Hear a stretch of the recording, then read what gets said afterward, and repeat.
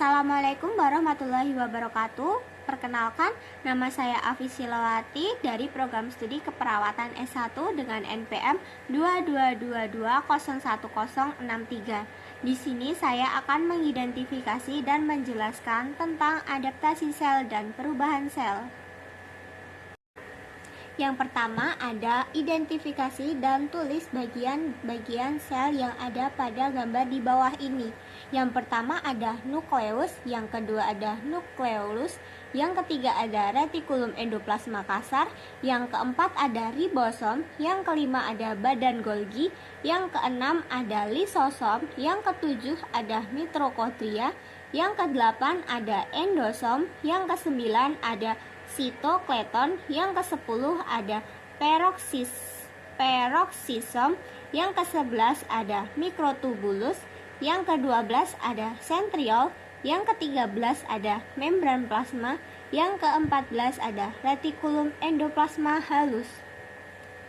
Yang kedua, mengidentifikasi dan sebutkan proses adaptasi yang terjadi pada sel yang ada di dalam gambar di bawah ini. Adaptasi sel yang terjadi adalah sel atrofi.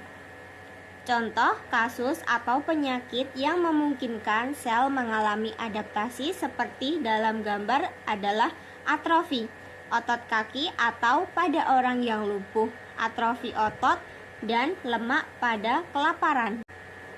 Kenapa sel bisa mengalami proses adaptasi tersebut?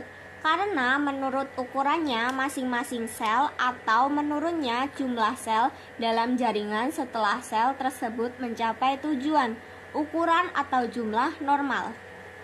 Yang selanjutnya, adaptasi sel yang terjadi pada hipertrofi. Contoh kasus atau penyakit yang memungkinkan sel mengalami adaptasi seperti dalam gambar adalah pembesaran jantung atau patologis, dan meningkatkan massa otot pada atlet atau binaraga. Kenapa sel bisa mengalami proses adaptasi tersebut? Karena bertambah besar ukuran sel, maka akan bertambahnya jumlah ultrastruktur dalam sel, bukan disebabkan karena bertambahnya cairan di dalam sel. Yang selanjutnya, adaptasi sel yang terjadi adalah hiperplasia. Contoh kasus atau penyakit yang memungkinkan sel mengalami adaptasi seperti dalam gambar adalah kanker endometrium. Kenapa sel bisa mengalami proses adaptasi tersebut? Karena bertambahnya jumlah sel atau sel mengadakan proliferasi akibat beban kerja bertambah sehingga sel lebih banyak dalam ukuran yang normal. Yang selanjutnya ada adaptasi sel yang terjadi adalah displasia.